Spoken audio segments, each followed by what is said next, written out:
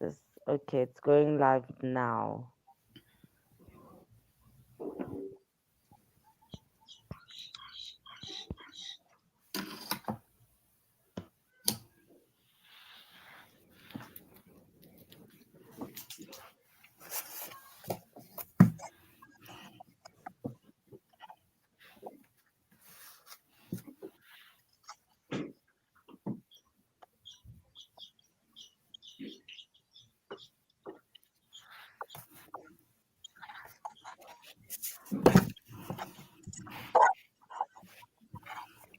Hi, Mama. Yeah, we are live, so you can get the you can we can start today's program. And can you unmute yourself and begin?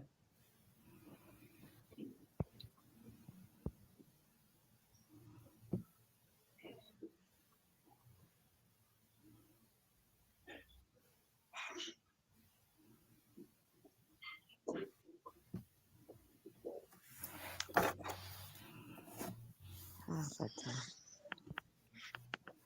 hi, Mama. Yeah, you may begin the program.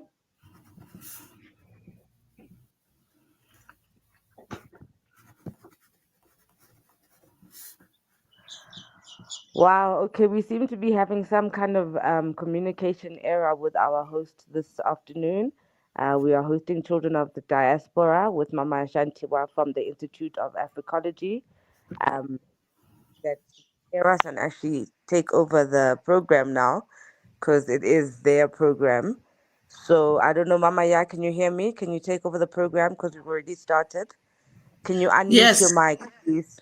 yes. Thank you for bringing us onto the Moya stage, and I am really grateful. I really couldn't do this gathering without being on this platform.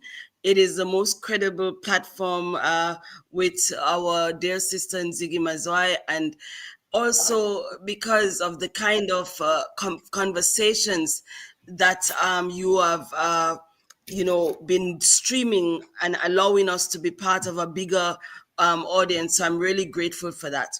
First of all, let me start where we always start, giving all honor and praises for those who have been here before us, Ashe. Giving all honor and praise for those who are here amongst us, Ashe. Giving all honor and praises for those who will come from us, Ashe, Ashe, Ashe. And so it is with that that I welcome everyone who is listening in, and those of my presenters who have been so faithful and humble with their time. I was reading from one of my readings through Ian Levanzant when she said, the greatest gift a human can give to another human is time. And so I'm always grateful when I am being given time and when others are also ready to give time for the liberation of our people, both at home and abroad. So I salute you, my fellow presenters. I am really happy that you are with me today. As you know, in October, it is known as the Diaspora Month. And earlier up in the month, on the 5th of October, there was the international recognition of the Africa Diaspora. And I thought, every year we have a gathering at the center, but this year I thought, let's do something on the platform that can bring us, a greater conversation around where we are in the reconnecting, where we are in the repositioning, and where we are in the reaffirming of our commitment and solidarity to each other. So we are going to be inviting the presenters. You're going to be amazed. These are women of valor, and these are frontline queens who are at this point doing amazing work. So I will start with my presentation. Reconnect, reflect, recommitment to our solidarity, celebrating unity, culture, and connection across Africa and her diaspora. It is a great honor to join you all at this year's Africa Diaspora Community Dialogue. Our theme, Reconnect, reflects recommitment to our solidarity, reminds us that the story of Africa does not end at its borders, but it continues. I think I'm getting a feedback. Nasipa, can you mute yourself?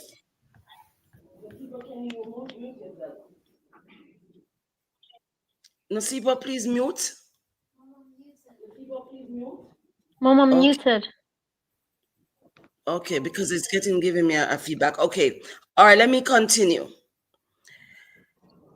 This team reminds us that the story of Africa does not end at its borders, but it continues in every corner of the world, where people of African heritage live, create, and contribute to the global human family. Reconnecting with our roots is about healing. Reconnection is about reweaving the strands of our identity that history once tried to sever. Today, we carry the responsibility to reconnect not only with our roots, Africans on the continent and Africans in the diaspora, to rebuild bridges of understanding, trade, education, and cultural exchange. From Mandela to Mbeki, South Africa cemented its place as a proud member of the African family and continues to cherish the bonds of Pan Africanism, the strength of African unity. And after all, the liberation of South Africa was made possible because the continent and the diaspora stood together, shoulder to shoulder, in solidarity and sacrifice for South Africa's freedom. Yet today we must reflect how some South Africans, like our little sister Jacinta Ngobese Zuma and the organization Dudula, are chasing pregnant women and sick people from public hospitals. When I say sick people, I'm talking African people who have never left the African continent but have made a decision to make Azania, South Africa, their home. What is it to be done with when South Africa itself is running short of resources to take place of its own people? What is the government stance on this development? And this is what we can already see.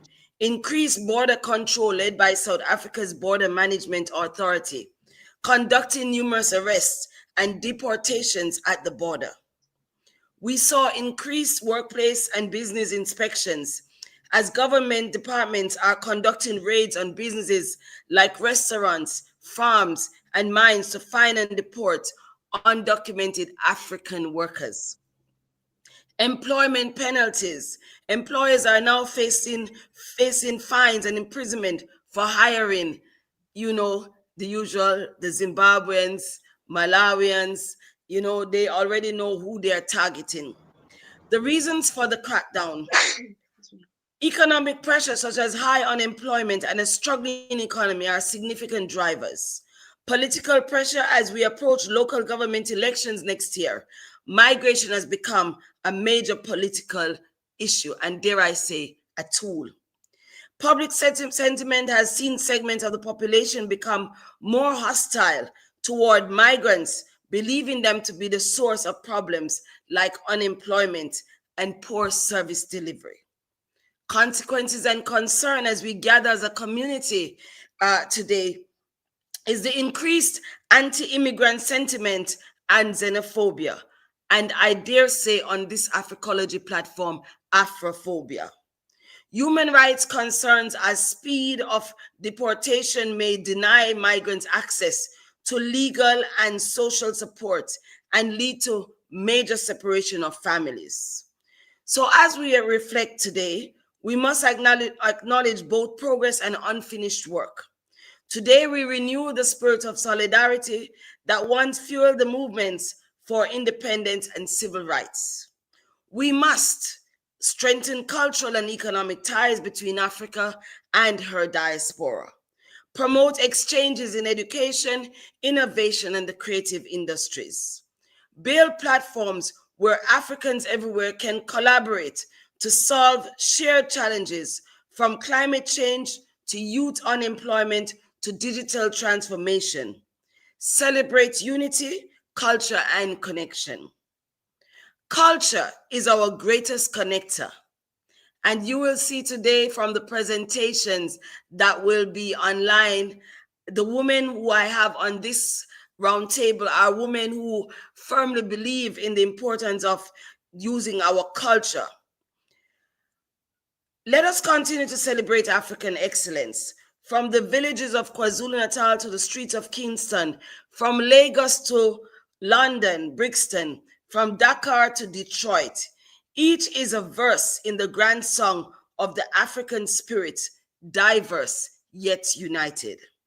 And let us turn that declaration into action by building sustainable partnerships that advance the African continental free trade area, invest in our shared heritage, and elevate Africa's voice on the global stage. May we live to carry forward three commitments: to reconnect with our heritage, with one another, and with the broader African vision. Secondly, to reflect honestly on our shared past and the lessons it offers. To recommit to our solidarity, our justice, Pan-Africanism, and progress for all people of African descent. In closing, reflection requires honesty, and we must confront how global systems continue to marginalize African people. And we must also look inward to address how disunity, investment in youth, and the erosion of cultural confidence weakens our collective power. This reflection is not despair.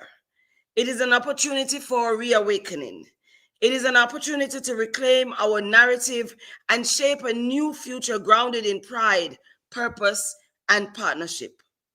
Let us move from dialogue to action, from inspiration to implementation, from identity to impact. Together, my fellow Africans, we are the living expression of Africa's dream, that dream of real freedom, of sincere unity, and the upfulness of human dignity. May we continue to rise as one people with one destiny, one Africa, one aim, and one destiny for all. Thank you. Siabonga, I hope that helps you with my message and the foreground for the next couple of speakers that will be speaking. We at the Institute of Afrikology have what we call the Sankore Children's Club. And at this Sankore Children's Program, we are busy with the children who are learning about the African diaspora. So at this time, I'm going to ask Nosipo, please, you can do the poem and then you can tell us what the children have said about the Africa diaspora. Over to you, Nosipo.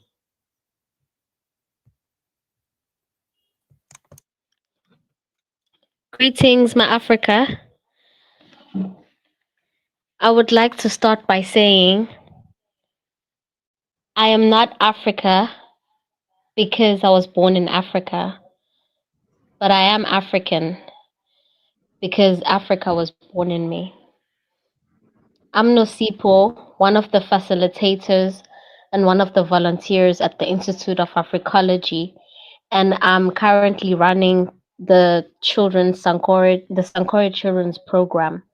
So this is a poem that we have put together with the children in this Diaspora Month in celebration of the Africa Diaspora, which goes like, "My African people, what if we unify our continent, our motherland, and our homeland? Let us inherit our culture. Let us remember our roots and our traditions.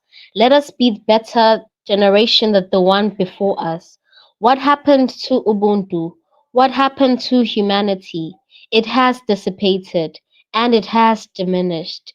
If waking up my ancestors was a possibility, Africa here, Africa abroad. I am an African child. I am going to be the great child into the world and into the future. But help me save the diaspora. Hashtag Africa, hashtag my diaspora. it's it's very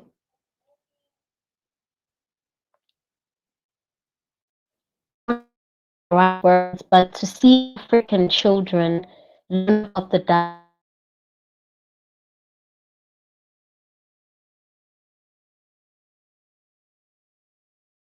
between their host.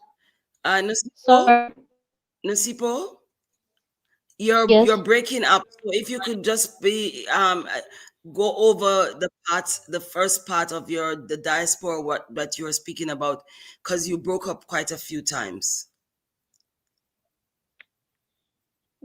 Am I audible, Mom? Can you hear me? Everyone can hear me? Yes, you're audible now. Yes. The last part of the poem says, I am an African child. I am going to be the great child into the world and into the future. But help me save the diaspora. Hashtag my Africa. Hashtag our diaspora. The diaspora facilitates the cultural exchange between the host and the home of the different countries that we have. The diaspora help us spread traditions, languages, and customs, and the cultural diversity of all regions of Africa.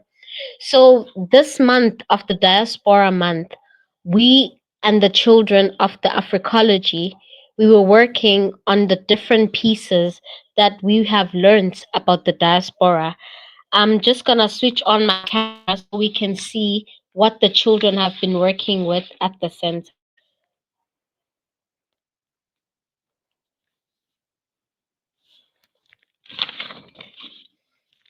Ooh, electricity. Um,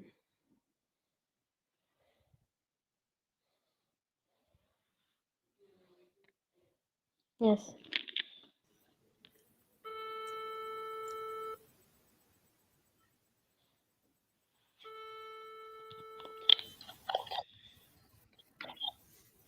Can we see? Ish.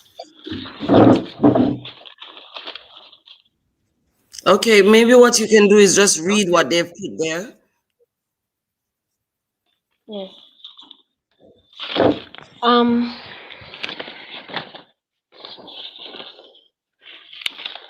one of the children, Sponi Sondlanzi, who's We currently can't doing see you grade 10. properly. Please put your camera properly. We can't see you. Okay, can you see me now? Sponi Yes. Sondlanzi, one of our children at the Institute of Afrikology, had written about the Africa diaspora, and he's been working on this, and it's a joy for me to share with all of you right now. And he says, people of the diaspora, I would like to thank you for being there for us, for fighting us when through colonization. We're making us they were making us feel less of ourselves, like the slavery and the apartheid. But black people, we fought through it for our country so that we can be free. Bring back our diaspora, bring back our African children. That was Boni Sondlanzi. He's currently doing grade 10 at Robert Longwa, one of the schools that we're working with locally in Kwali. And then we have it here, Zanele Ndlovu, who wrote in isiZulu, Dear Africa Diaspora. And she wrote in the brackets, Nkululego, which means freedom. Nkululego, Nkululego, freedom, freedom. Kudala Sizabalaza, which means we've been struggling as the nation. Uthe usuku wasijikeleza, ukuzala kwaphendula indlala. Iqiniso laphendula kumbedu. Nkululeko bantu uyinhloboni. Mina Nkululeko ngivumelana. We are African people. We were the African people and we will be the African people. We will win. We will win. Harambe. So these are the pieces. There's a bunch of papers that I have in front of me, but because of time, I would like to hand over to the next speaker. But thank you so much. These are the pieces, these are the works, these are the tangibility, the works of the children right here, what we do at the center. And this Diaspora Month, we are proud to be pushing through it, to be learning about it, and to be enriched about our diaspora. Thank you so much. Wonderful. Thank you so much, Ma Africa, Nasipo. Uh, Thank you for that just practical way in which we are making sure that it comes from the ground up, because we have recognized that the generation that needs to be really worked on is those who are still in primary schools and in high schools. So at this time, I would like to invite Sister Nanette. Are you there, Nanette? I can't see you. Nanette, are you there? Oh, here you are. Uh, so our dear sister Nanette, and I always say Sister Queen. Okay. Yes. So I have invited our dear sister who, on this panel, you will find that all the sisters who are here, they have a shared experience of living not just in their own country, but in other countries where the diaspora resides. And so, one of the amazing things that Sister Queen Nanette is busy with is the diaspora mindset and the programs that she's doing to empower, but also to connect.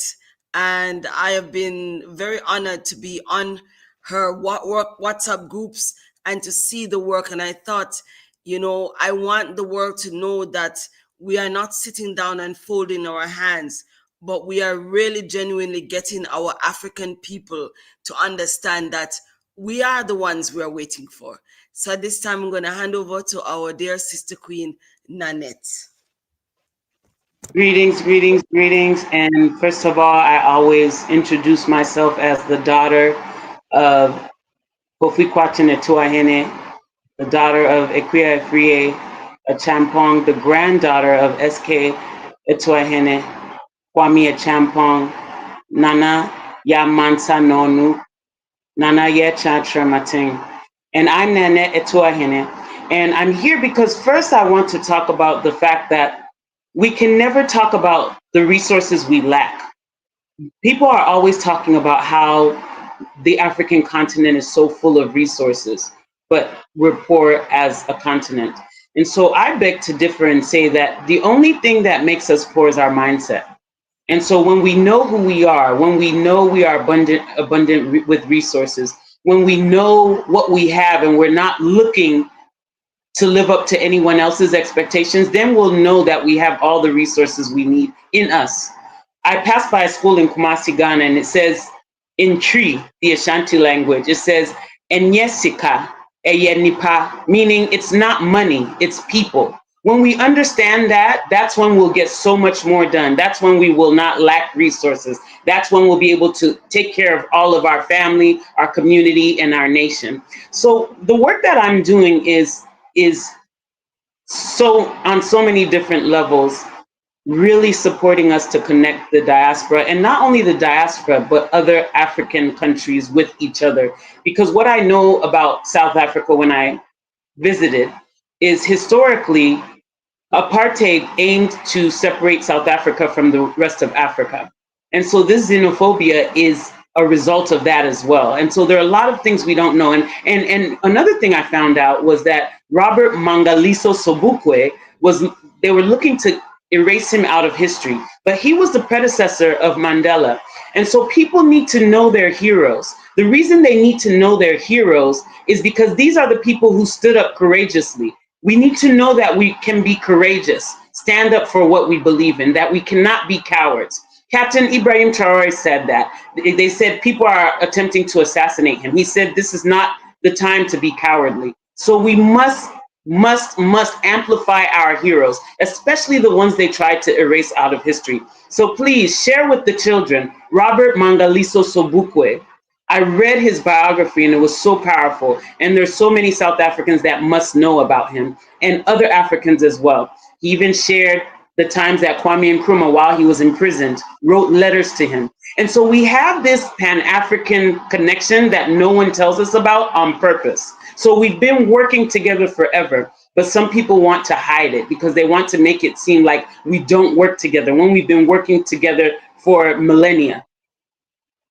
The work I'm doing is, let me start with the youth. So I work with Converge for Africa. This is a nonprofit that I formed because I know that the youth are our successors.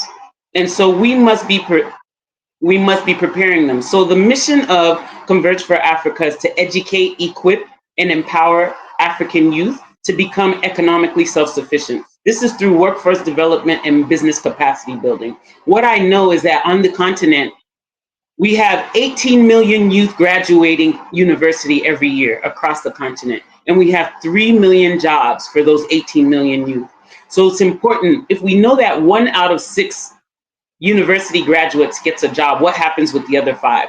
So it's important that we really start preparing youth from very young to build their own business. Otherwise, we'll always be in this predicament. Second is listening to the youth's voice. So there are 3 objectives we have with Converge for Africa. We have a conference that our first conference was in Kigali, Rwanda, and we made sure we connected the Rwandan youth and the 14 African countries that were represented. We connected them with youth across the diaspora as part of the conference. So the first objective is to make sure we amplify the voice of the youth. Anytime they go to these conferences, I've been going to these conferences and I always focus on the youth at these conferences. They say, you all have all these conferences where you talk, and then when it ends, you say, oh, we ran out of time and we only have time for 1 or 2 questions or comments. They said, we need to be heard. That's number 1. Number 2 is when we're bringing projects from these NGOs and these different organizations, they said, we're tired of projects. Because when you swoop in with your money, your people, and then you leave, everything falls flat. So we're looking for sustainable systems, not projects. And then number 3 is making sure that they're prepared, that they're mentored, that they're equipped, that they're educated. Simple things like communication. A lot of youth come to me and they say, I don't even know how to communicate in public. Can you teach me? So we must be working diligently to equip the youth now so that they're prepared for this navigating the challenges and the changes that are happening, not only across the continent, but the world. Second is making sure that we mobilize all the stakeholders. So we want to mobilize all the stakeholders to educate, equip, and empower the African youth. So these are the governmental agencies, these are the NGOs, these are universities, these are the researchers, these are the industry, right? These are the workers, the entrepreneurs. All of them should be working together to empower, equip, and educate the youth. And so these are things that we've been working on with Converge for Africa. Number 3 is making sure that we connect them to different parts of the diaspora. So recently I was in Jamaica in February, and I went to the Maroon community of Akompong. Akompong has Ghanaian roots, Akan roots, and so I was there speaking with the youth there. Jamaica imports 70 to 90% of its food from the US. And so what I spoke to the youth leader in that community about was using the land that they have, because the Maroons fought viciously against the English who were looking to take over Jamaica. And so they ran up into the hinterland and created their own communities. And so eventually the British had to leave them alone and give them sovereignty over their own land. So I told this youth leader, I said, why don't you use the land so that you can feed the country? So just from that conversation in February, I spoke with him recently, and he said, Miss Nanette, we've bought 6 heads of cow, and they have 20 goat. They're raising cayenne pepper, and they're looking to raise turmeric, ginger, and the last one was, I think it's garlic. And so these are the things that we have to encourage the youth to do. We have all the resources. It's just our mindset. How do we make sure we look at these resources and we start using them? And then on a spiritual level, a lot of us make money bigger than this higher power we say we trust in. We must have faith beyond money. We must work with each other to do what we can. So what I coached this youth leader to do was to make sure he doesn't wait for money to move forward, to make sure that he mobilized all the surrounding maroon towns with a plan first. And once he was able to mobilize all the maroon towns, he was able to move even without money. I always teach the youth, never let money stop making you think. A lot of us stop thinking when we don't have money. And so what I asked them to do is ask themselves a question. If you had all the money and resources you required right now, what would you do next?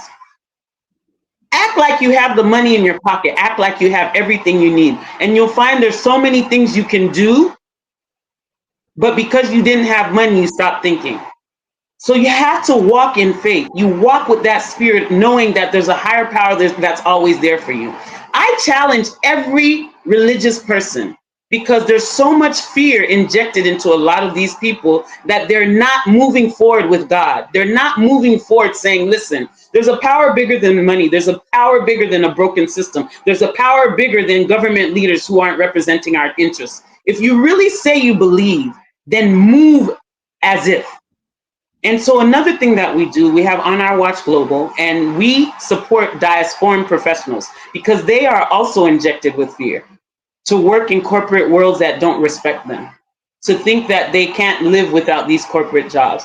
And so we support them to live their purpose beyond the paycheck, to make sure that whatever vision they have, they walk towards that vision. They don't get distracted by what society says they should be doing. They don't get distracted by the bills they have to pay, that they stay on path with their vision and walk towards that vision every single day. There's so many more things that I've been doing, but I'm going to yield the floor to everyone. We can talk more about the work that I've been doing. The last thing I'll say before I yield is we have Connect the Dots Networking Extravaganza. When I came to South Africa, I had the event in Johannesburg. I've had it in Kigali, Rwanda, and I had it in 7 cities across the United States this past July. And the whole mission was to connect the diaspora with what's happening on the continent. A lot of people don't know that the US already knows that we're the future. So when you see MasterCard Foundation giving billions of dollars, it's because they're grooming our youth to depend on them in the future. When you see towns in Rwanda called Buffett Town, it's because Warren Buffett and his associates own thousands of acres in those areas. And so these are things that we're not sharing with other people across the diaspora. So this is the work I've been doing, is sharing with them, listen, everybody else knows we have to stand up, we have to get up and come back and do our part to make sure that we own our resources and we own our human capital for our purposes and for our benefit. Thank you so much for your time, and I look forward to connecting with so many of you on this call. Wonderful, wonderful, Medasipa. Well, I don't want to summarize when the queens speak, because one of the bad habits that we have as that we've learned is that everything needs to be summarized. But when a queen speaks, Ndovogazi, we know that they speak from wisdom and their words are sincere and truly the faith. What keeps coming back to me is that whole understanding of Africans having the faith, and most importantly, sharing what we know to other Africans, especially diasporan Africans who are still somehow doubtful about the possibilities of making the return. So once again, we say Ngiabonga Medase for you, Queen Nanette. And we're going to have another round just for general last comments. So at this point, I am also excited. This is another queen who, really put Tanzania on my mind when I met her. And Tanzania in the way that most people wouldn't have seen it, because we all talk about, just going on holidays in Tanzania. But truly, this is someone who works to make sure the language of Kiswahili is considered. She works hard to make sure that the tourism for African people, you know. So, I'm gonna be asking to open up onto the platform our dear sister Queen Faye Shao, a real business strategy woman. And trust me, I chose you all deliberately, so you must know that. I chose you all deliberately. So at this time, Jambo Ma Africa, over to you. Jambo, Dada, and Jambo to all the African diaspora, and from Cape to Cairo, Zanzibar to Casablanca. Good morning, good afternoon. My name is Faye Shao. I'm from Tanzania, but I consider myself Pan-African. And I would just have to kind of like just give a little explanation when someone says Pan-African, because I believe even diaspora sometimes they ask, like, what are this Pan-African all about? Like, when you say you're Pan-African, what does that mean? Personally, I've just come to agree that Pan-Africanism, it's a lifestyle. It is not a movement. The minute we decide and say that being a Pan-African, it's a lifestyle, then everything changes. So I'm so glad to be invited here. And actually, I will have to be honest, I didn't know that this month it's Diaspora Month. And my question is this Diaspora Month for African Union or United Nations? Because I always ask myself those questions. When it's Africa Day, is it Africa Day for African Union or for United Nations? Is it Africa Heritage Day? Is it for African Union or United Nations? Maybe, Mama Ya, you can just educate me on that one before I move forward. Yep. So there was a petition 10 years ago by the then African Diaspora Committee in Washington, D.C. They petitioned both the United Nations and they petitioned the Africa Diaspora. And what happened? Two things happened. The ones who went back to Europe considered October as their Heritage Month, Africa Heritage Month. And I think my sister Patience will also speak to that. And then, as you know, there is the Africa month of May, which is the AU month. So this month was the one that was petitioned for the United Nations. And so in collaboration with the African, the Decade of African Descendants, which was a 10-year program, which has now gone into its second decade, starting this year. Oh, thank you. I really appreciate that. Yes, all I wanted to know is that the Diaspora Month, if it was from the African Union or from the United Nations. So it's the United Nations. Do we have African Diaspora Month from African Union? Not yet.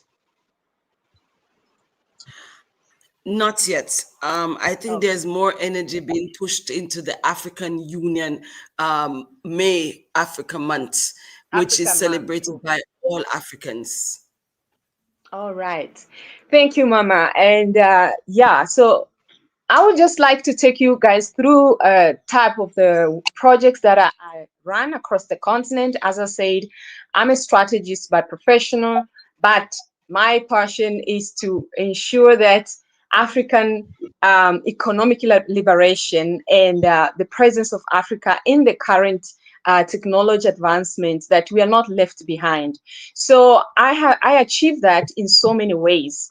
Number one, I will just focus first on African culture and heritage, because that's where I like to focus on. We do have a program called the Pan-African Cultural Experience. When I came up with this project, first of all, I was looking at the concept of poverty. We all know that ever since I was young, growing up, we have been doing poverty reduction. Up until now, we're doing poverty reduction. So I think you just reach in the stage of your life where you ask yourself, how can you how can you contribute into the development of your people in your community and the continent at large? So I was trying to look at major challenges that the continent has, which of course we have youth unemployment, and we also know that we have a lot of Africa is leading when it comes to the youngest population, and then we have issues of women empowerment. I'm not a fan of those branded words, but it's a discussion of another day.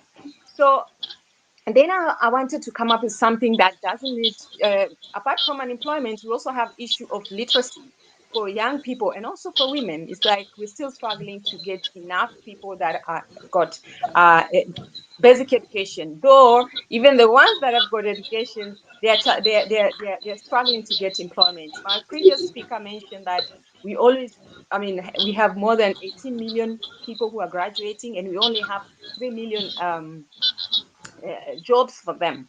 So then I said, you know what? When we look at Africa compared to other continents, our counterparts, the only thing that we have not leveraged on is to package our culture and heritage. It's only in Africa that we've separated African culture and heritage experience and a normal life. Like this, like the way we are talking about this Africa Day, you will see during Africa Day, during Africa Heritage Day, during all these celebration, we are very active. But then after that, there is a detach. So my concept was like, okay, when it comes to packaging of culture and heritage, no one need a degree for them to express the things that they do daily, which is part of the culture. Because even the young people sometimes they struggle to like understand when you talk about African culture, what does that mean? Just one moment, I'm connecting my phone. So through our program, we educate young people what is African culture, just to know that culture is the total way of living. It doesn't mean that it's only you can only celebrate or you can engage with your culture only during Africa months or all those international and national celebration. So it is a total way of living. The way you talk, the way you do business, the way you think to come up with artificial intelligence programs, economic, everything that you're doing every single day, it is part of your culture and your heritage. So with the Pan-African culture experience, our main vision is to create wealth through culture and heritage.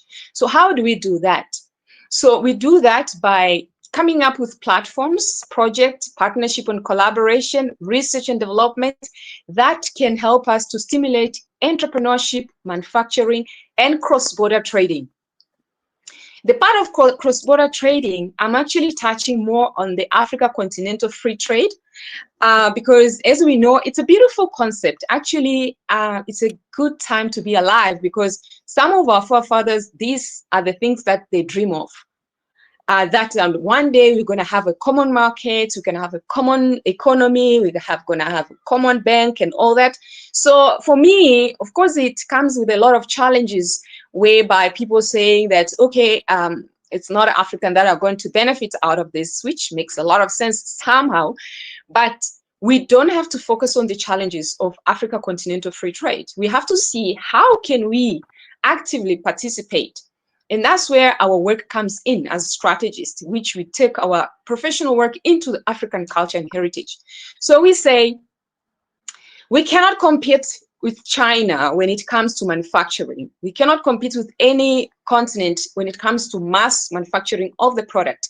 But if we are in a position to package our experiences and sell them as premium and move our mindset from selling African experience as an add-on or a souvenir or it's a I don't know, community project. I'm not disqualify the work that is happening. I'm just saying we need to change our mindset and look at anything that has to do with African culture and heritage. It has to be given the same weight that you give to any other culture. I'll give you a very good example of what is happening now. Now I'm jumping to our project in tourism, which is falling under Africa 55 degree. So we are actually engaging with the actual current global challenges or global developments that are happening relating to the culture. Before we started the program, I had a chat with our moderator, and she told me that she works on the space of African spirituality, and that's the work that she does, which is amazing and it's beautiful. And this is what the continent and the global community has, right?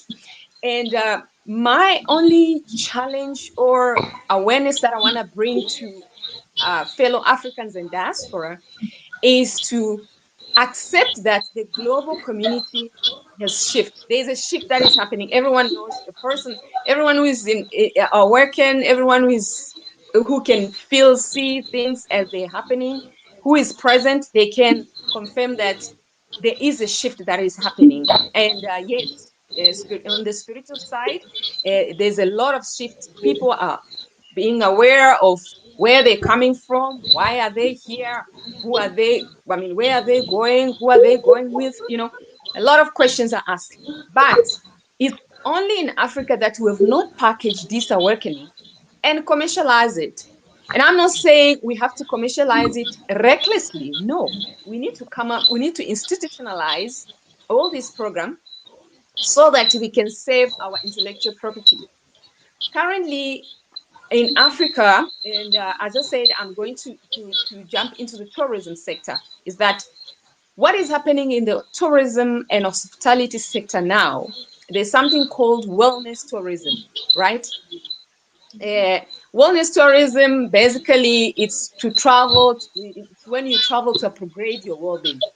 And sometimes it's confused when you say wellness tourism, people confuse it with health tourism, which is when you don't find a medical support in your country or your area, and then you decided to travel to India, you know, that is, it's medical tourism, right? Wellness tourism, it's an intentional travel. When you decide that I want to travel either to disconnect and reconnect to self, I want to travel to release stress, I want to travel to study new experiences from a different culture, or to explore. That is wellness tourism. So what the global community wants currently, which Africa is not really taking advantage. We are working on it. I've been doing research for the past since 2016, and I've been advising government and private sector and hospitality establishment when it comes to the concept of wellness and well-being tourism. So it is not a new thing. It's not something that is out of ordinary. It's things that we are doing in Africa. But the problem is the packaging and the branding. The words that we use in Africa to market wellness tourism is different from what our counterparts are using, right? So in Africa, when it comes to wellness tourism, all the projects that are related to wellness tourism, they are already branded as sustainability programs. And there is an issue when it comes to the branding of this global shift, because people will always jump into the concept that are funded, and they will have to follow whoever is funding, whatever that they say, they will follow. But in reality is the sustainability programs that we're talking about, not all of them, I'm talking about the ones that are related to our body, mind, and spirit. Those ones in our counterpart, they are called wellness tourism. And just to give you an idea, wellness tourism is sitting at more than $1 trillion market, and it boomed after COVID-19. That's where the shift happened in the tourism and hospitality sector. Why? Because we all know the shift of COVID-19, that really when it comes to the health sector, it didn't matter how big insurance, it doesn't matter where it's an exclusive insurance that you have or whatever. What matters was how strong your body was. How can you sustain the global crisis? Because that was not just your own crisis, maybe an office project that is not going well. No, it's a global crisis. How can you sustain that.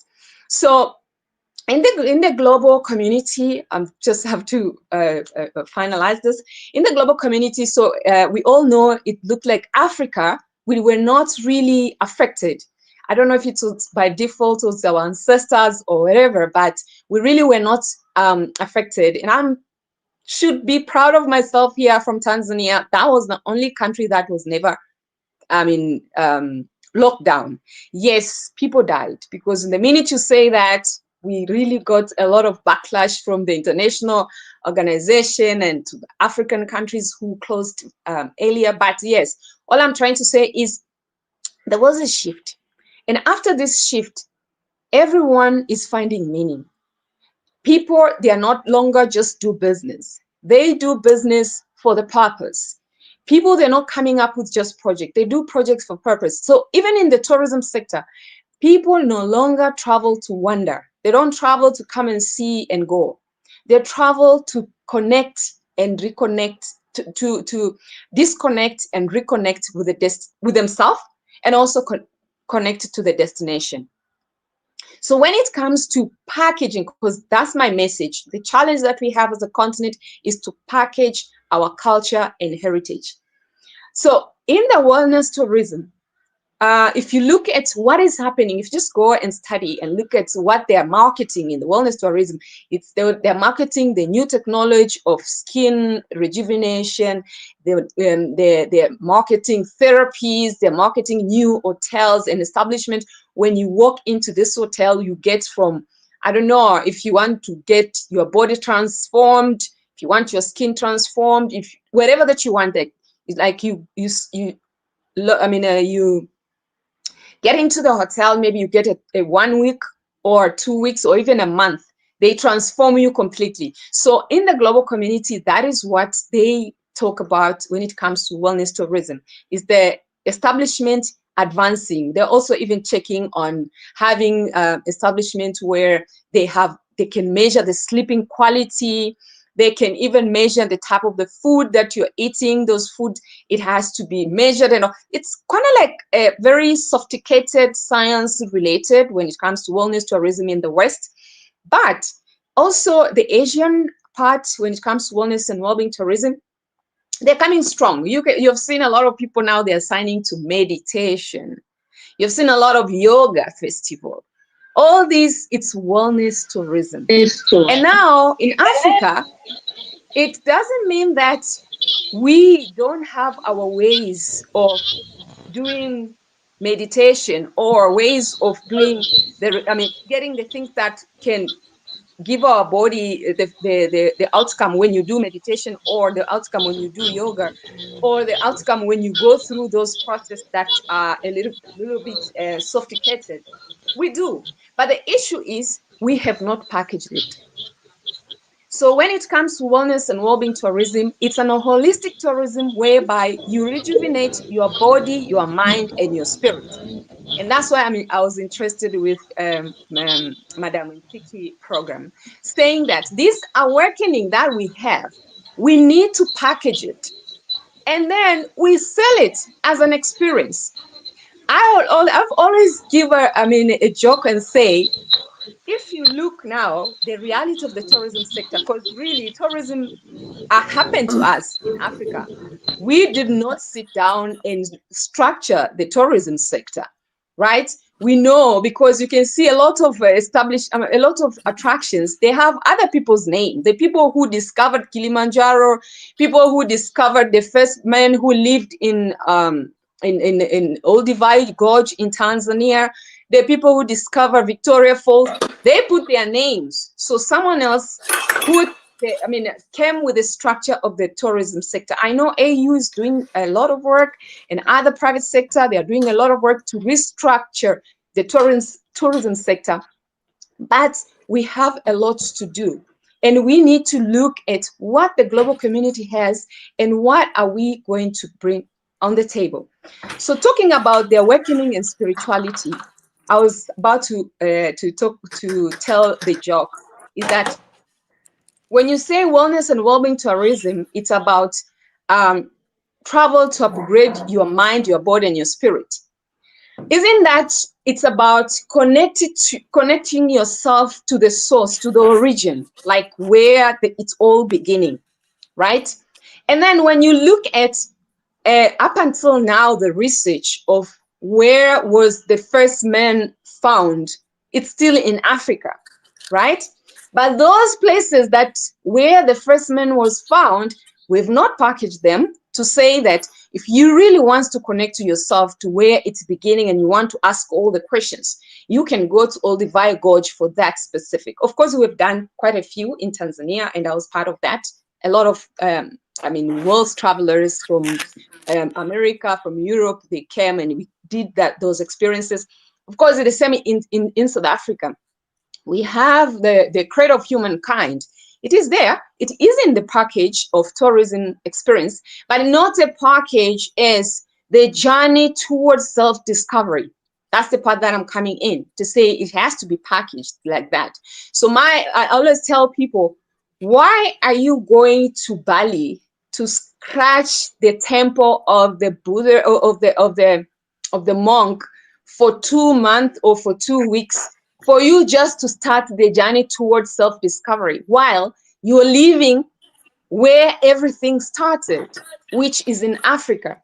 So you can see already that we have work to do as Africans and package our experiences so that it is easy for us to sell or to commercialize with conscious when it comes, and we have to be very conscious currently. There's a lot that people are coming to take. I mean, the herbs they're taking, the experiences they're taking, but we need to be sure that when we go to this global platform to talk, we need to insist about intellectual property.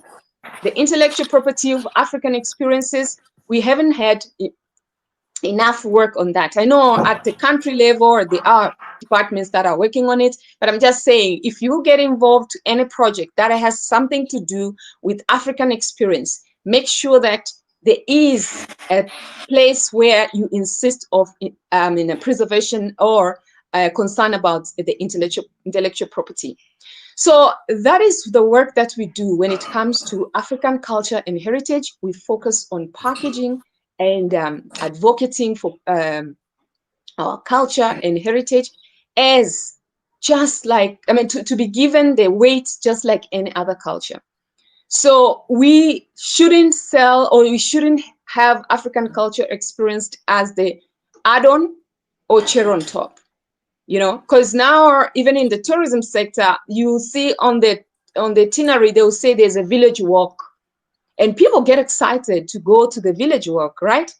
And if you ask yourself, the only thing that makes the person excited and feel the uniqueness is the people that they found in that destination and what they saw in that village walk. Because if you take them to the five-star hotels, they know five-star hotels from where they're coming from. If you're giving the top tier, accommodation, they know where they're coming from. But it's that village walk that will stick to their mind, engaging with people. Look at how the people, they do their work every day, what they eat, their experiences and all. So it is our responsibility to make sure those people, rural people in this destination, they are benefiting from what the tourism sector is benefiting. Because if you look at follow the value chain, if a tour operating company charge maybe $200,000 for a group, the village walk is a donation. It is not a service that you can pay. You understand? I just want us to be together. Like, if you go to a massage parlor, you say, I want a Swedish massage. You're not donating. You are paying for the service. And that is a Swedish culture or heritage or experience. You're paying for the service. So all I'm calling for Africans is to say that in the tourism sector, we need to package our culture and heritage so that people can pay for service. They don't come to donate. Donation is good. I'm not saying it's a bad thing, but these experiences needs to be packaged. So that is part. Another last part that we're doing is also self-mastery and coaching and mentorship for young people. As we have already, I mean, as we all know, that the continent transformation, economic liberation, it is in the hands of the young people. And I'm so glad. It's quite a beautiful, amazing time to be alive, to see that all the changes that are happening across the continent from Cape to Cairo, it is the young people who are taking, I mean, over. They're coming up with uprising, that they are not happy with how the governments are operating. So we as adults, if we can acknowledge that at some point we've failed, let's train our young people, let's do coaching and mentorship so that they can make the right decisions while they are taking over the continent. So personally, I have a vision to assist when it comes to young people in Africa. My mission is to assist young people to find who they are at the earliest, so that they can make decisions personally, business-wise, and also in their community. And that can only be done through coaching and mentorship. I hear our previous speaker also spoke about the youth. Youth needs to be empowered to employ themselves. That is amazing. But another thing we need to have in mind is that not every young people can be an entrepreneur. So I like the program that she said that they do also do coaching for people in the corporate world. And exactly that's what we also do, because if a young person doesn't know who they are, why are they here, where are they going, who are they going with, what resources do they have to take to help them to reach the destination, or what resources they don't have so that they can be helped, then it's going to be wastage of time. Well, it doesn't matter how much money we're going to give them. If we don't give them information about money, they'll get the money, go buy luxury stuff, go on holiday, and then we're going to go back to the same problem. So I support all the initiatives that has to do with young people, culture, and heritage. Please let us know that we can engage on that. The last thing that I want to have for us to go home with, the young people, they are not looking for employment. This is the last one. Young people currently, they are not looking for employment. They are looking for, their need actually is to be empowered for us to do capacity building, so that they can utilize resources and informations that they have, so that they can be in a position to move forward. Because employment, it clog their mind. If you say that we are creating jobs, they are not looking for the jobs. We have to change the mindset of the youth so that they can become service provider. Because when they are service provider, even when they are employed, they will believe that they are providing service to the community. They won't waste time. So my closing statement is that to everyone across the continent, it is very important for us to invest in young people. Let us give them enough support, coaching, and mentorship, because they have a challenge of information overload and the challenge of identity crisis. These are the things that we need to control, we need to resolve as soon as possible. I would like to say asante, and I'll engage a little bit later after other presenters about the Kiswahili language. Yes, we do teach Kiswahili language, and we do support your initiative. If you want to teach Kiswahili in your initiative, we can support you. We know that we have more than 500 million people that are speaking Kiswahili globally. In diaspora, that is going to be the language to unite us and to connect us. Thank you. Wonderful, wonderful. Asante sana, dada. Asante sana. Asante. So to those who have just joined us, we are really honored that the patron of the Institute of Afrikology for the last 15 years is joining us. And the slogan, everyone always see me say, One Africa. I got that from my spiritual mother, the great Mama One Africa. and she's joining us today from Rwanda, and we're gonna present, and then she will do her respondent. So far, we've had Nanette, Sister Nanette was presented from Ghana.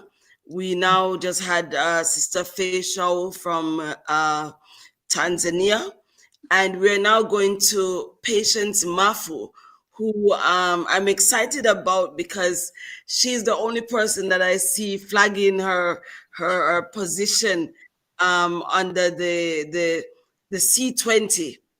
And she's so proud of it. It's on everything that she's doing.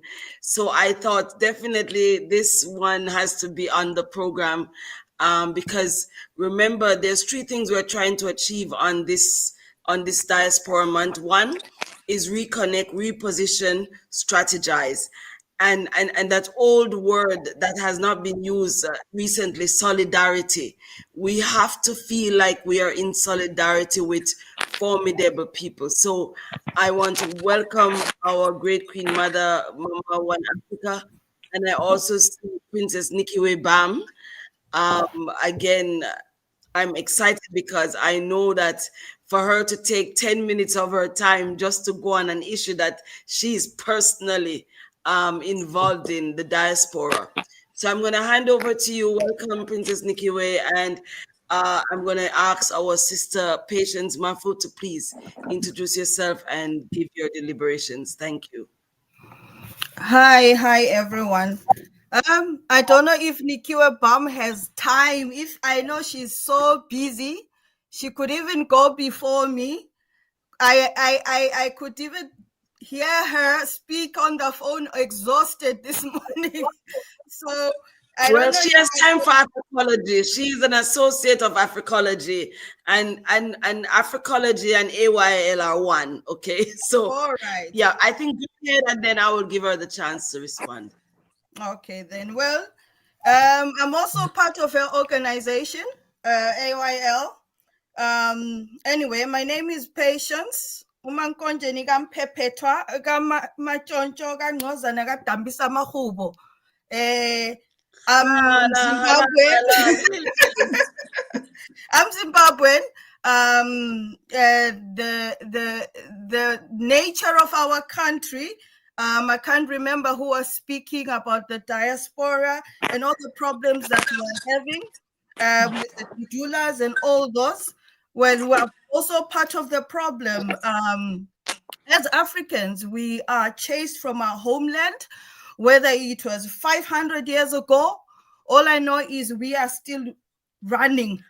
There is something that we are failing to fix at home. And I think it's time that we now look at ourselves and see the value in us, and go back home and fix it. Fix it from where you are. Well, for me, when you are flagging the C20, I'm on the working group 6. Nikiwe is the facilitator. I'm more on the diaspora side. We've got a whole different dynamic from the diaspora perspective. So I will speak mostly from that angle. Well, I work mostly with the royals. What we do, we believe in the notion that in the steps towards trying to put everything back together, it all starts with the royals, the landowners, the ones where the land belongs to. These are our royals, these are our kings, these are our queens, these are our princesses, which we all are, but we were robbed of our power. So we believe that if we can get to a point where we empower our royals, you look at the current global situation where we find our governments, our biggest problem, who go and empower, whether it's the diamonds, it's the gold, platinum, all that is our wealth. That is where we're missing the ball. That's our wealth, and our wealth is being allowed by the Western government, who brought in this thing called democracy. That is what they use to come in our land, take our minerals, all our wealthness, and send it back. and leave us all poor. This is why I am where I am now. This is why we will always keep running. So if we're going to start talking and fixing the problem, we need to be honest. We need to look that animal in the eye and say, this is it. And there is no other person other than the kings to empower and allow them to stand and fight for us. And a king is not a king without its people. A queen is not a queen without its people that they are leading. Our chiefs are not chiefs without us behind them. So conscientization, mindset, decolonizing the mind, this is where we all need to start. Self-identity. So we are saying that where we are right now, all of these things come together, all the awakening that we are going through in different levels. You know, I had an honor to meet Professor James Moore when he came to the Malcolm X Center, and he expressed that the whole situation goes down to our education, our systems. I saw Sisunosipo there. I was so melted, you know, like that conscientization that we are seeing. I will tell you right now, when I was at school, as young as these kids are, we were not learning that. We were learning about Hitler and what they did and all this Western. This is what we called that's what we called history. We relied on the adults at home, and we thought that was boring when they tell us all the traditional stories, where we come from, what we used to do. When I see Mama One, I am so happy, because if we don't get that wealth from our adults, we've got nothing to teach the young people. We're going to keep teaching them the very same textbook that has been going on all these years. So we're advocating going back to our traditional systems. We need to go back to our traditional systems. That's where all the wealth is. All these medicines, COVIDs, all these things, we already own all these things through our indigenous knowledge systems that we do not want to monetize at all. This is where we decided to say that out of all these issues that we have, the one ball that we miss is the finance one. We need to start bringing our brothers and our sisters with the pounds and the US dollars, and we say, I'm not buying anything except from them. We've got people here and from the Malcolm X Center, actually, who are looking to buy mines. The mindset is, you know what? Why can't we be the ones to come and own the mines? We link with our traditional leaders. They're already on the land. But who's on that land? That's the Chinese. That's the white American.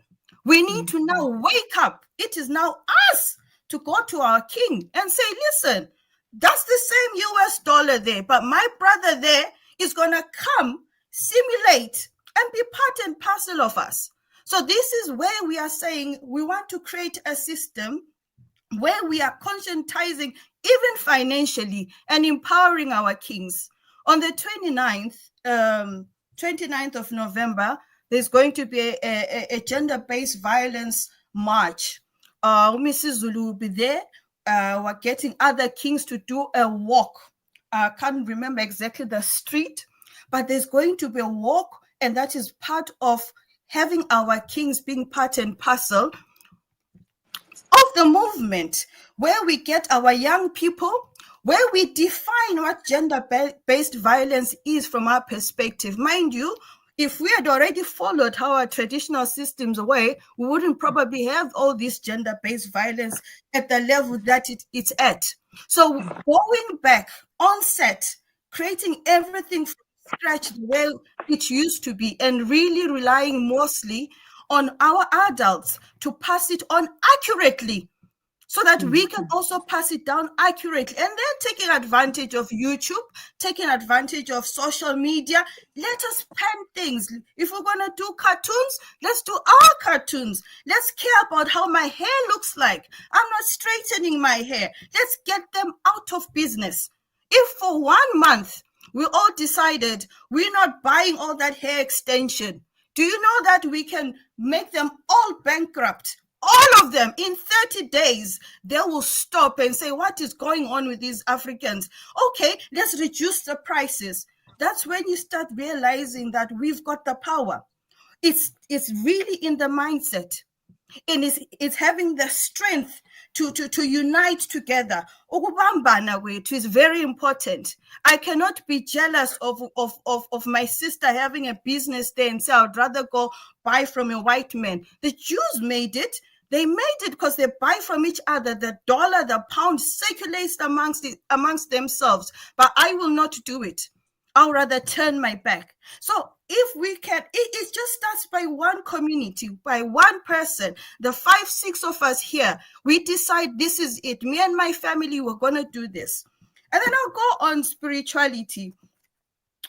Everything is very spiritual. We have what we call King Mzilikazi Day. I will just testify for myself while I'm stuck in the diaspora. When I attend that event, can you just sister, please just give us a background on the king. Sorry? I want to give a background on the king because you mentioned, but not everybody knows who that great king is. So just give us a little bit. King Mzilikazi, everybody knows who Chaga Zulu. King Mzilikazi is we left from South Africa, KwaZulu Natal, and they had the military fighting, and then he decided, no, I'm too big, I want to go. And he took a couple of people and they went, I'm going to just summarize, and they all went all the way right through to present Bulawayo today. We still have Abenguni, Abaganzwangendaba, those were other militants. That's where you find some in Tanzania, Malawi, Zambia. So, well, that is also a whole nother story of how we use the so-called borders to separate ourselves from each other. Just recently, I realized, I mentioned Dambisa Mahobo, that is one of our chiefs that was apparently going to be killed, but he fled the scene and nobody knew where he went. And recently we found out that when he fled, he didn't go back to KZN because he thought they'd easily find him, and he went to Emaxhoseni. We've got the Mafus Emaxhoseni who are saying, we're looking for you people, what happened? These are stories where it's internal. They didn't take us out in boats and go far away, but even internally, we've got such sad stories where we are finding ourselves all over the place. So such sad things. What we are living, we're here. This is me right now, 2025, a victim of these systems that I'm saying we need to get rid of them. Mentally, we have to start there. I think I'll say that for now so I can allow others to carry on. Thank you, my sister. You spoke about Mzilikazi Day. You were about to tell us about that day. Can you just finalize the story around the day? Okay, all right. King Mzilikazi Day is when we go there once a year. It's there in Zimbabwe. This is like our headquarters because that's where home is. We do traditional dresses. We eat our traditional food. We open it up to everybody now who feels like they want to experience that part of Africa. My sister was talking about cultural tourism. That's one. There's Inwala in Zambia that they do the same thing. I think we're on the right track because all these cultural festivals, some are in Tanzania, all over Africa, if we could just package them and put them properly, I think we're already on the right track.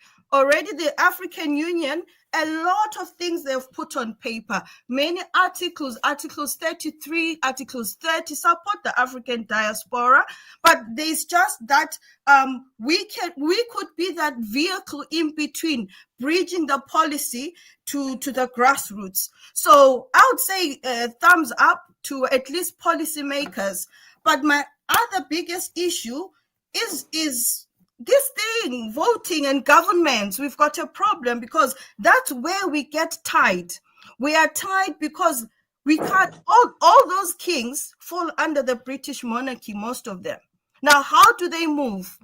They still own us at the back of their hands, one way or the other. So if we don't wake up also as well and realize that, yes, there are kings, but still while they are kings, why are they tied to the British monarchy? We're having problems there. So when we start realizing that, hopefully when we get all those kings on one table, they will find a way of undoing this. Because if we can't do that, all these things end up back at our colonizers. I'll stop there. Thank you so much. Want to welcome all the royal households. Thanks to Princess Nikiwe. I see on the WhatsApp group, people are now logging on. We are now 500 people watching us. So it's obvious that this is a hot topic, and we really need to get onto, the implementation of just understanding where are we reconnecting, where are we repositioning, but who are the people who are pushing that this sixth region story really has its real teeth. And so I really would love to welcome, I see Queen Mother Moses. As you all know, there's a Category 5 hurricane that's about to hit Jamaica. So all the ones I've invited from Barbados, Jamaica, Colombia, I think there's an issue. The sister from Cuba also, they're not able to connect. So I know Queen Mother Moses is going to be speaking from the Caribbean angle. But at this time, let me please welcome our dear hardworking royalty. And I always say, Queen Mother Amacus, royalty is a behavior. It's not how you dress. It's not the throne you sit on.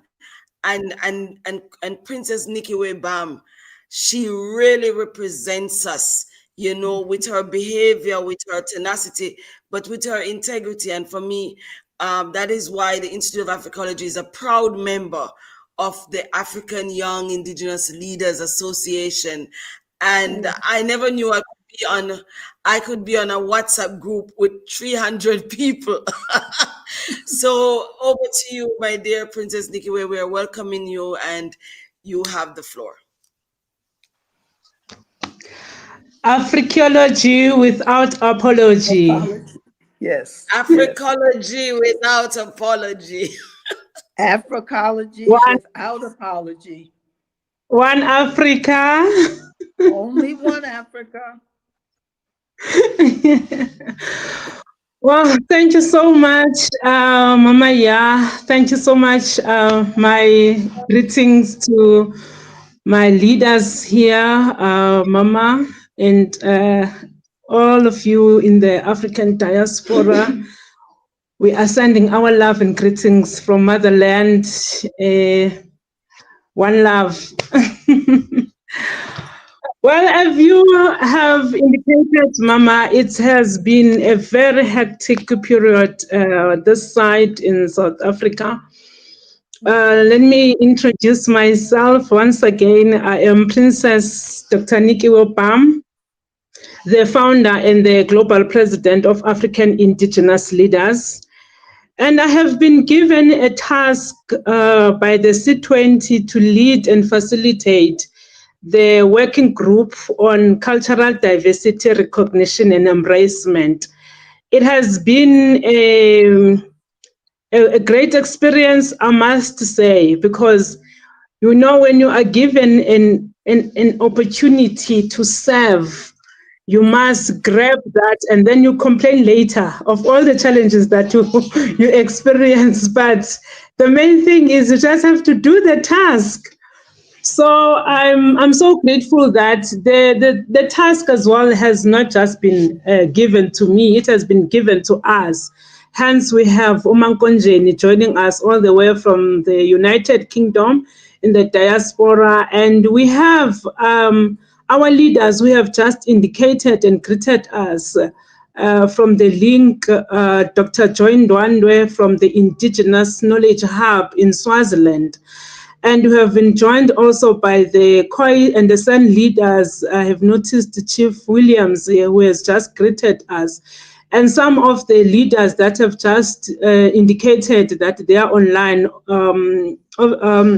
Unfortunately, I can't open the WhatsApp while I'm on this call because it will lock me off.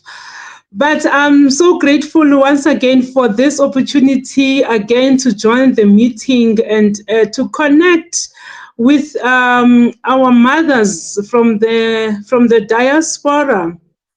And this also give us the energy, the courage to carry on with the work that we are doing, knowing that we have all the support, the pillars.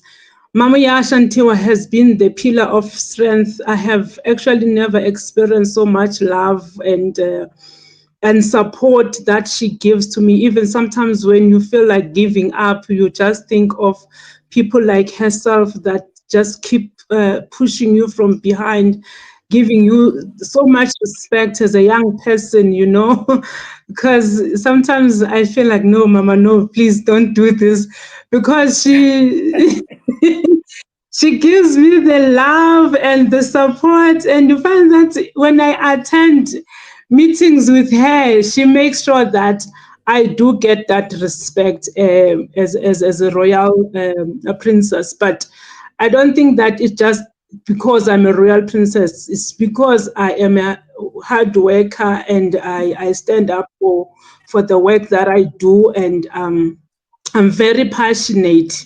You know, sometimes I even ask people, man, if it's just about the title, you can just remove the royal title and just address me as Unikiwe. But I must say that I send my gratitude to all the members of the C20. The C20 is civil society organizations, which is an engagement group under the G20.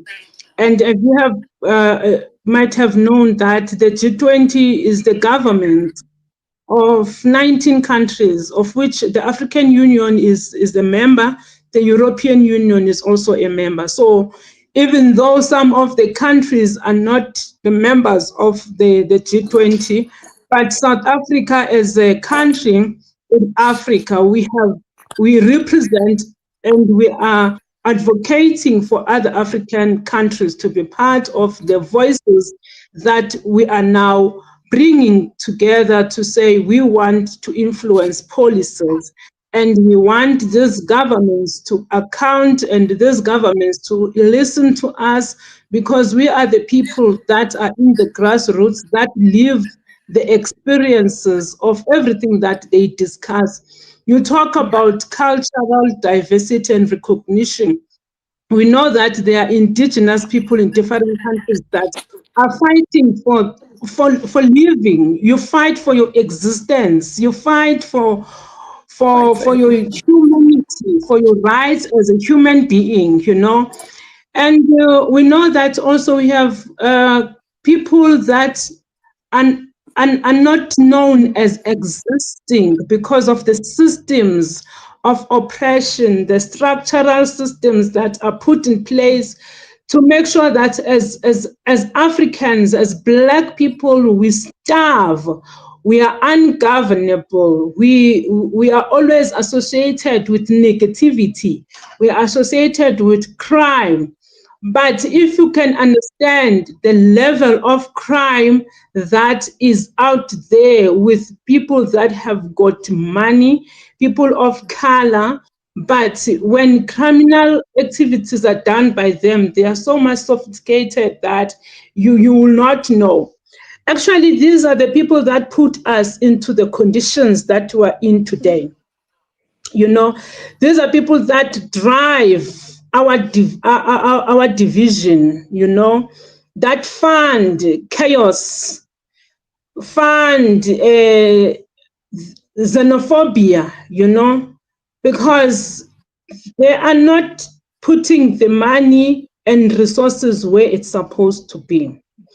Here in South Africa, we have a group of people. I'm not going to go to what Mankonjeni was talking about, the migrations, because she has already touched on that. The migrations of people that left Tswangendaba to Malawi. We have the Kumalos in Malawi, Amantungwa in Malawi. We have Abatetwa. But these people, when they're in South Africa, we start to chase them and all that. We have people in Zambia, like she has already mentioned, up to Tanzania and obviously other countries besides those that are here in Zimbabwe. In Zimbabwe, we have people that have left this country that are speaking Xhosa. They are practicing our traditions. They are also in Zimbabwe, but when they're there in Zimbabwe, they are stateless. They are told that you are foreigners in Zimbabwe, you must go back to South Africa. And then we're in South Africa, you are told that no, you are from Zimbabwe.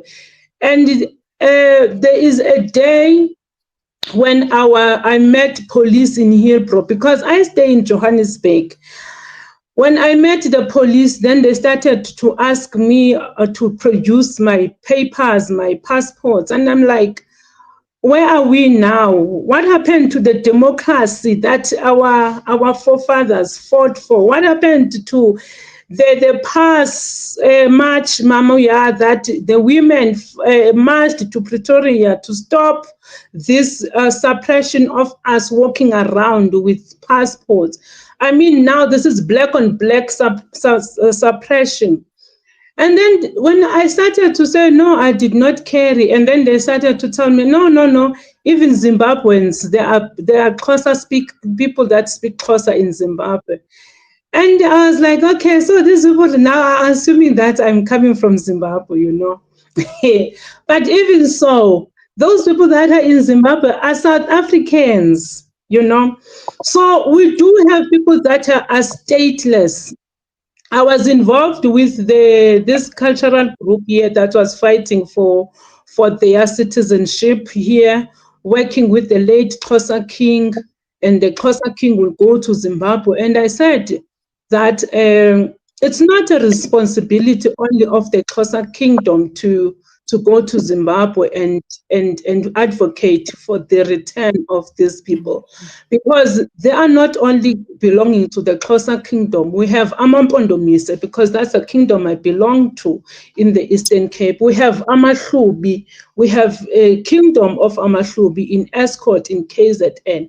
So I asked that we need all the kingdoms to sit down and say, I have people there, I have people there, I have people there, and they speak in one voice so that those people are able to return. So it comes back to the issue of unity and of our kingdoms, because this tribalism that also exists between us as Black people is the one that is actually delaying our progress, because you cannot in this lifetime say, no, these are Zulus, these are Xhosas, because it means that we have not actually went and dig deeper into our history and understood that we are actually one people. We are coming from one ancestor. We migrated along the Nile River. We separated and occupied the land. And I normally say to our indigenous leaders, which is the traditional leaders, that sometimes there is no point in fighting for the throne and try to want power. Because if I have a brother and we are both princes, it means that the other one can just go and look for land somewhere and start to occupy the land. Sometimes you have a big land here as a king, but you need to spread out and protect your land by installing different chiefs to actually guard and safeguard your territory. This is what our indigenous kings did, because they would give land to people. They see that you have the ability to lead people, you have humility, you are a great leader. And then in that case, you will be given a responsibility to lead the people. And this is also some of the principles that guided our kings to have multiple wives.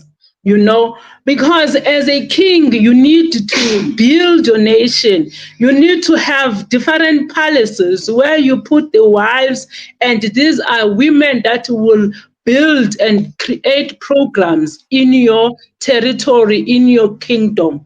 But again, these marriages were also intermarriages, because you will take a wife from a different kingdom, because that is your brother there, that is your brother, that is your brother. And this was supposed to be building alliance and unity amongst this kingdom, because you cannot fight someone that you have a wife from. Even now in our history, you find that there were women who were sent to marry certain clans and kingdoms to build peace, and so that there's no war between such kingdoms. And currently, we see even that principle happening in the Zulu kingdom. We have the Zulu kingdom that have got different wives from different clans. Even the previous king, that you will have a wife is born. Our current king is born from Swaziland. It's obvious that you cannot have Swatis fighting with Zulus. And actually, even in our history, the Swaziland area used to be the first land to actually mine iron and steel. This is what was used by King Shaka to make the Swedes to fight. So there was no fight between the Zulus and the Swatis. And also there was no fight between the Hlubis and the Zulus, because King Bungane of Amahlubi was also a great healer, knowledge of traditional medicine. So this was a king that used to assist King Shaka for medicine. So this is what needs to build and unity and peace amongst our kingdoms. That is why our history is very, very much important. I might not know a lot of other stories that happened, but I also know that I just want to make our leaders happy here. From our kingdom, the lineage of our kingdom is from Umthwakazi. One of our kings had a dream of an animal without fear, and he sent his subjects to go and look out for that animal. And when the people went to look and try to find out what was the dream that the king had, so the people found a baby. And they brought this baby to the king to say, "My king, maybe this is what you were seeing." Because obviously, you know that humans, we don't have uboya like fair, like animals. So that was called Inwabulele when the king dreamt of it. So this child was raised by one of the kings of Amampondomise. And when she grew up, the king used to go and say, "I am going Uyojola." So Jola being part of our clan name right now, it was actually something that meant I am going to look after our cattle. So we are called Ojolinkomo, which is part of the clan name, Ojola. So that was King Mwina. So King Mwina went and impregnated this girl. This girl was coming from the Abatwa, which is the Bushmen. Some people will say it's the Khoisan and so on, but it was Abatwa, the Bushmen. And after this girl was impregnated, then the people had to go and look for that family and pay lobolo and marry this girl. So when the baby was born, and now the Umtwa is speaking the clicking language. So that is the language. The clicks that the Xhosa nation speak comes from that.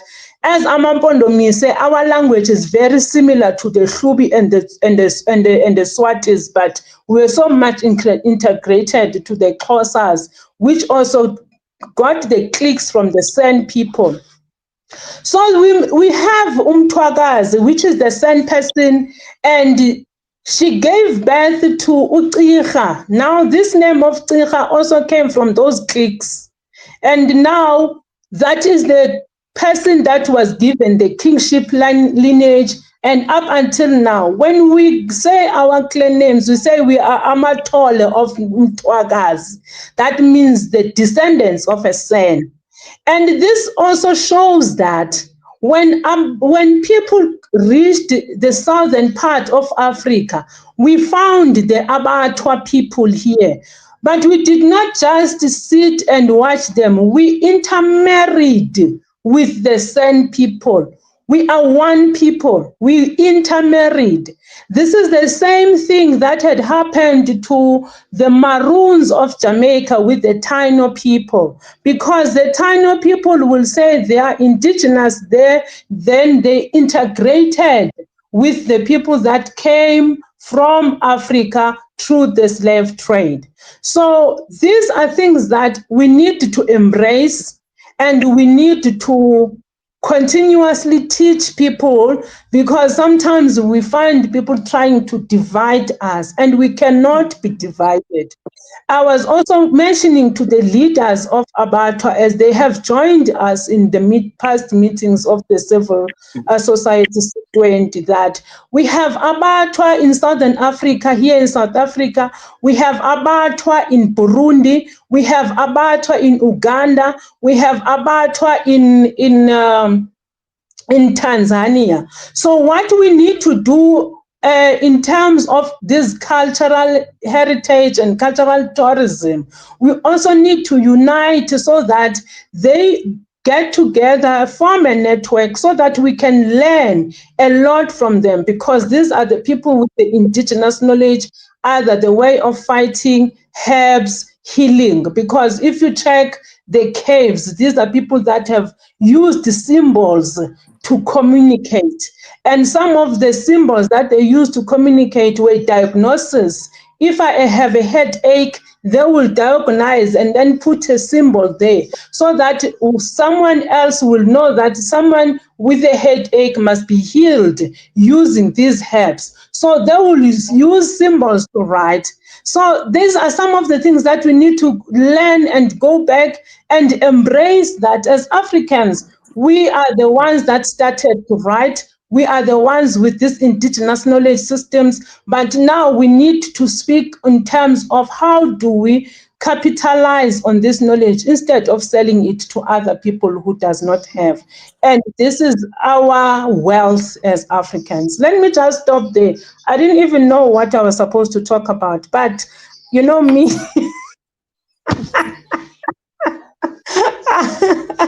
I love talking. I mean, I can talk the whole day. But all I want to say is people from the diaspora, our mothers, we love you. We are not going to allow anything to separate us. I said this in Jamaica. I said even the oceans have no power to separate us. All we need to do is just build the bridges, and then we continue sharing, and then we continue also sharing resources so that you can create and develop our communities this side. We must not allow media to showcase negativity about our continent. We have a beautiful country. We have a beautiful continent. Actually, when I say country, I go back and think of our late Credo Mutwa, because he said that Africa is a country. it is not a continent. So we must just keep it that way, to say that we are one Africa. One Africa, one One Africa. Africa. Siyabonga kakhulu. So that just brings me, we're cutting into time now. And I just need to hand over Queen Mother Moses. You literally have 2 minutes because Queen Mother Imakos will be the last speaker before we close the session. So Queen Mother Moses, All over right. to you. You know, I took a plane and I crossed the Atlantic Ocean. It was my return journey for repatriation, to find my lost family of generation. I wondered, would they welcome me home with open arms and distill the myths of evil charms? Would it help that my mind had gone on ahead, but the ancestors kept calling my body instead? They said, you got to be African wherever you are. You got to be African near and far. Yes, sit right there. The Queen Mother is here and she's got a message, and it is clear. It doesn't matter whether you left it or not. The continent of Africa is still the home block. We could have born in America or Jamaica, Norway, New Zealand, or even Africa. We have some melanin. We're an African kin. So we have to big up our homeland of Africa. That's why if at times I think things couldn't be worse, I just remember who Jah bless, no man curse. You know, see, and we continue to search for the truth, which is embodied in I and I root. We say Sankofa for Africa. We have gone and held on. There's every generation outside of this continent have held on to our African identity and our African customs and traditions. I am an African born in Jamaica. I give thanks for Dr. Ashantewaa, who was responsible in 2002 for me making South Africa, Azania, my land of repatriation. I am Palesa, the beautiful flower. So Queen Mother Moses, ever sweet as roses, because a beautiful flower. Me not like the word diaspora, because I and I don't want to die as poorer. We want to live as richer because we have the resources, mental, spiritual, and physical. You overs. And yes, we are here. Every year we do a camp called Raskop. Rastafari, Wheels of Dr. Malaku Bayen, who started Ethiopian World Federation. Also, we have all of these Africans that were sent to I in the 6th region to help, you know, because Marcus Garvey was the one that gave I that foundation to hold on to our African identity, though we are born out of the African continent or the African country, as we say, because we don't want no borders. And I will leave with this. You know, Garvey says, the white man have seen God through their own spectacles. The Indian man have seen his God through his own spectacles. Let though it be, we Africans have come to see God through our own spectacles. But I and I going to worship God through the spectacles of Ethiopia. Ethiopia, the African land that was never ever colonized. Ethiopia, the whole continent was Ethiopia. We know the Indian Ocean down here in South Africa was the Ethiopian Ocean before they changed the name. We know our history. So we had to fight and search because we had to hold on to our identity. And I leave to tell you, our anointed savior, that's what Christ is. Anointed November 2nd, 1930s, coronation season.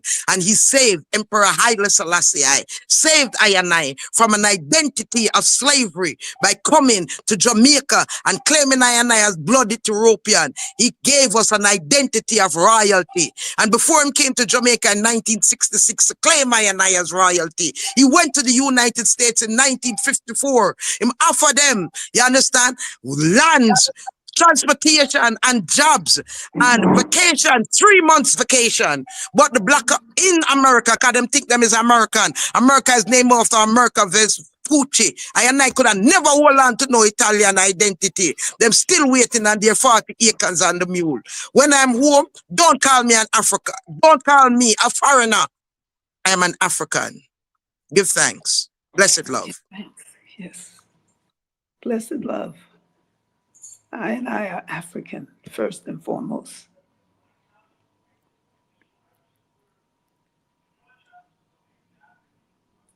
Are we still on?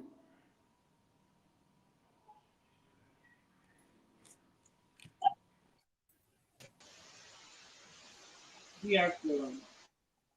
Okay. Yes, it's 5 o'clock here. It's 5 o'clock here. Yes. Yeah, I I'm flew in here. from I'm Jamaica, so here. I'm actually here in Centurion, Midstream Estates. Okay. All right, we give thanks. We give thanks. You got to be an African no matter where you are. I want to now, in the time that we have, is to ask our great Queen Mother, Mama One Africa, I'm a cousin Zinga, to please respond to what she's heard in the past hour and to please give us some recommendation on how you believe this live spora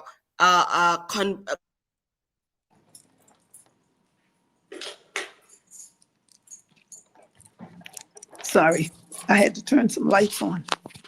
It is 5 o'clock here. Well, without further ado, because I know that our time has gone quickly, but first and foremost, I want to give all honor, praise, and glory to our Mother, Father, Creator, and to the memory of our great African ancestors, whose shoulders we stand upon, whose backs we lean upon, and whose shoulders have held us up until this day. And I greet all of you, princesses and queen mothers, in the name of love and respect. In listening to, and I know the time is short, we talked about the diaspora and how we in the diaspora, specifically, I have to say, our women are going to be our way showers. For example, in Rwanda, over 61% of the government is run by women. And you can see and feel the matriarchal principle here, okay? That's not to say that we disrespect men, but we as mothers, as grandmothers, as sisters and daughters, lead the way. We show the way. But we also have to be more business-minded. One of the things that we have done a lot of is our emotions have gotten in the way of our ability to be able to move forward. I have to give it up to Yah, because Yah has stood the test of time. I remember when we first started with Afrikology, and there were maybe 2 or 3 people that would show up. And Yah carried on like the room was full. I mean, we went from growing from 2 to 3 to 3 to 5 to 5 to 10, and she never wavered in her action and moving forward. Call Dr. She's there. Call her on the phone. Yeah, call her. I'm sorry. So, a big heads up for her, because she is, like she says, like we say, Afrikology without apology. We are not apologizing to anyone for who it is that we are and what it is that we want to and will achieve. But I wanted to share something with you all. There is a book that I think that we need to get, and it was just given to me, and it's called An African Answer: The Key to Global Productivity. And one of the things that it talks about is why we as Africans, as much as we have done, are still at the bottom of the socioeconomic ladder. And part of that reason has to do with our use of symbolism. And we do a lot in terms of symbolism, as opposed to, yeah,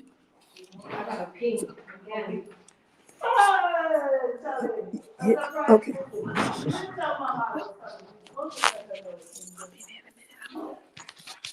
I'll be off in a few minutes. Between my other daughter and this other runaway granny. Yeah.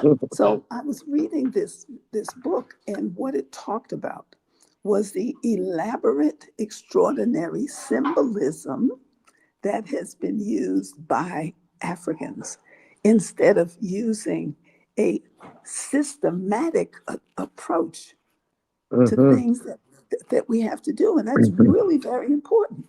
I mean, we have dreams and we move forward on our symbolism, but not our systems. And so we have to look at that. And I just want to read this real quickly to you before we get off, because what the author is saying is that Africans, because of our extraordinary, elaborate symbolism, are the most symbolistic behaving people on the earth. And such behavior is inadequate for doing world-class business. And that's where we are at this time. We should be doing world-class business. We have everything that the world needs to function. We should be rich, and we are beyond measure. But it doesn't filter down to us. Everybody else gets rich but us.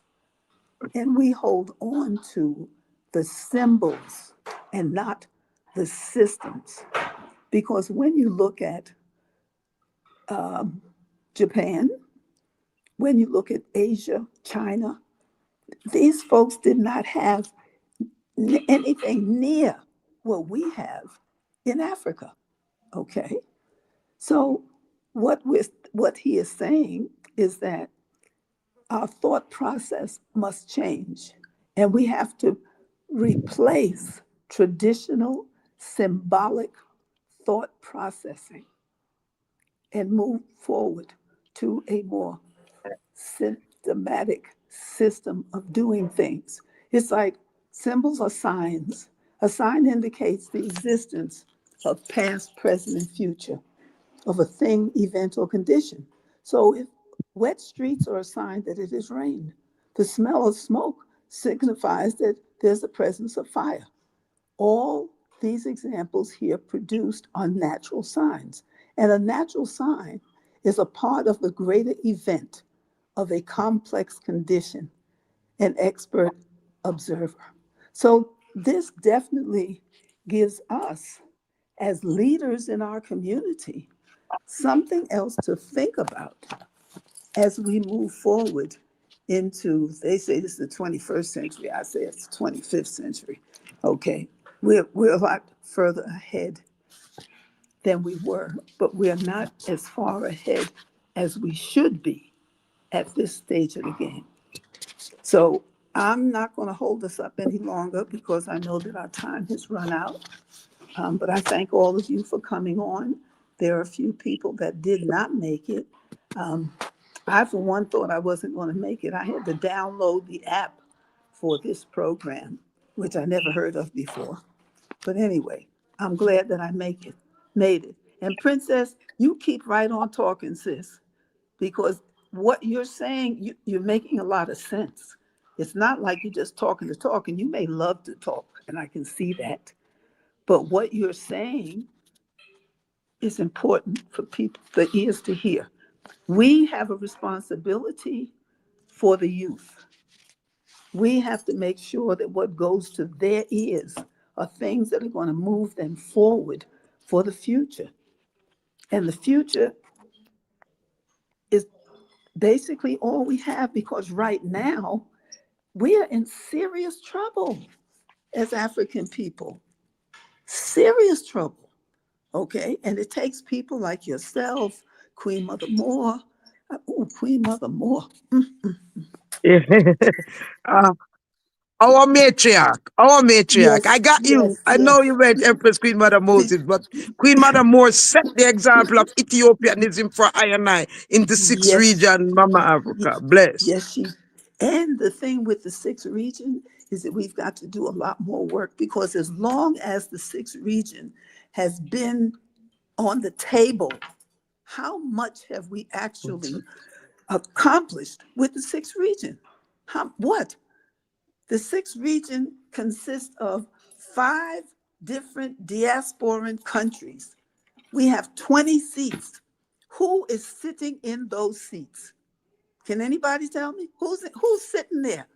They're still empty because our brothers have not been able to get it together. Okay. We had Wadu first, and then we had Padu second, because someone broke away. And I went to a meeting and I had to tell them, you all had Wadu, Padu, and now you got Dudu. Nothing is happening. Okay. So we have to do something to be able to make it more meaningful for us. And I would like you all to watch, observe Ibrahim Traoré, the military president at Burkina Faso, Mali, and Niger. Not only watch him, but support him, because he is definitely showing the way of proper leadership for our people. Okay. And we, Yes. as Yes. matriarchs, as queen mothers, have a Time is up. responsibility. For real. We have to do that. So I'm going to let everybody go before they just cut us off. Phone. So that's basically it. But let me show you this. Please try and get a copy of this book. Okay. It's called An African Answer, the Key to Global Productivity. And that's what we need. This has been printed and reprinted numerous times. The first printing was in 1992. The last printing, fourth printing, was in 2021. It will definitely have an impact on your thought in terms of how we move ahead as African people. So my sisters, I'll say good night. And I look forward to us working together, and thank all of you who have supported Afrikology, okay? Because she's something to deal with now, trust me. I came and I saw, it'd been a while since I'd been there, but she was doing it, definitely doing it and making an impact on the youth and on the community. And that's very important, okay? We just can't continue to let white folks take credit for what we have done to make the world a better place. Okay. So I love you ladies, my sisters. Well, no, and just this one thing. Why is it when they refer to white women, they call them ladies? When they refer to Africans, they call us women. Okay. I am a queen ager. Okay. You know, we have teenagers and queen agers. I am a queen ager. Anybody over 65. That's yes. Yes, yes, my dear. Anybody upon the age of 65 and gone is a queen ager. You're not called woman. Uh-huh. And the rest of you younger queens, okay, that differentiates the older from the younger. You are queens and princesses, and we are queen agers. You understand?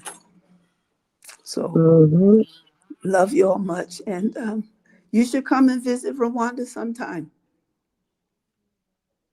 And, you know, everybody, I don't think anybody really knows my name. My name is Imacus Njinga Okofu Ababio. Everybody calls me Mama One Africa, even at immigrations. I'm like, because I'm So we really everybody's. giving thanks. We give thanks Yes. to the ancestors for allowing us this moment and this time. I really am apologizing because I know you all have more to give. But in the spirit of honoring the Africa Diaspora Month, I felt that we needed to have this community conversation. I also want to thank my dear little sister Nzigi Mazwai for putting this platform called Moya. And I'm sure today we really felt the presence of Umoya. And I'm really grateful that we now know that we are in solidarity and we are not alone. Because sometimes in our different places, we feel like we're doing this on our own. But you belong to a greater community. And this is why the women that I called on to this group are women who have distinguished themselves as contemporary modern day liberators of Africa, both at home and abroad.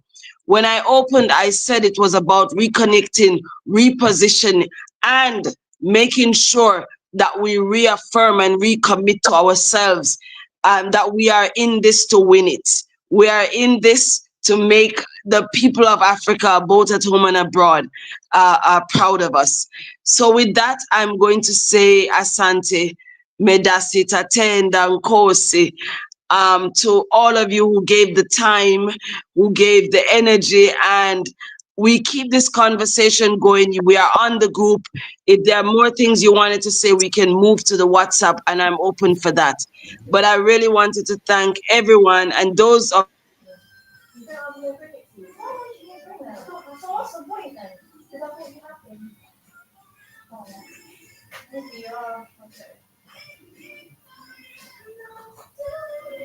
And thank you to those who have joined us in the YouTube.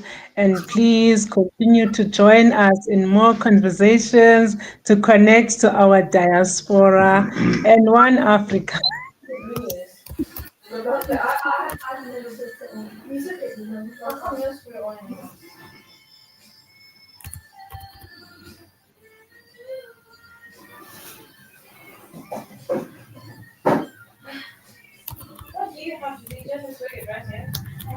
Thank you so much for such an interesting program, Mama. Okay, here's Mama Ashantewaa just to say my goodbye. Have we all lost contact? Blessings, peace, love. One Akoma, one heart of love. So blessed love, thank you. Keep strong, keep the faith, be courageous, will win. Give thanks to everyone who gave the time. Blessed love. Thank you. Thank you so much. Blessings. Blessings. One Africa, Thank one you, Africa, one Africa. Africa.